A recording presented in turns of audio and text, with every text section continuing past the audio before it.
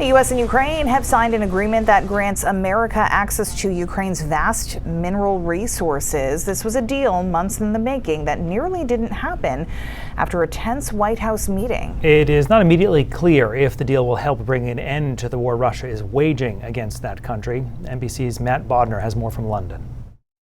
At first glance, the Ukrainians appear to have gotten more of what they wanted out of this one. Second and third glances, too. It's important to remember how we got here and why it's taken so long to seal this deal. The short answer is President Trump approached with some heavy, almost colonial demands.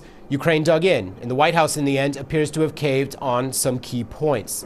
One of those key points concerns Trump's previous claim that Ukraine would need to use this deal to pay back the United States for aid provided over the past 3 years. Trump appeared to be fixated on the factually incorrect idea that Ukraine would pay Europe back, but not the United States. The agreement as signed makes no mention of any debts to the United States for past aid, and instead it focuses exclusively on joint investment in forward-looking mineral extraction projects. Furthermore, the agreement provides for complete Ukrainian control over these projects, with the United States playing a role more akin to a co-beneficiary with a 50% stake. For the first decade, at least according to Ukraine, all profits generated by the fund will be directly reinvested into the reconstruction of Ukraine, and that is, of course, another big win for the Ukrainians.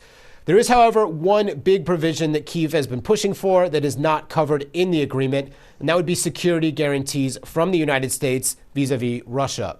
However, Ukrainian officials have said that the United States, in addition to hard cash, has the option to provide additional military assistance to Ukraine as part of their contribution to this mineral fund. And that would particularly cover air defense systems that are used to protect the cities and have saved so many civilian lives throughout the war.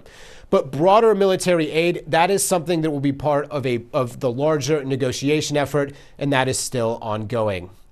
Matt Bodner, NBC News, London. Ukraine is rich in a number of rare earth minerals. Those are necessary for a lot of our electronics and computer equipment.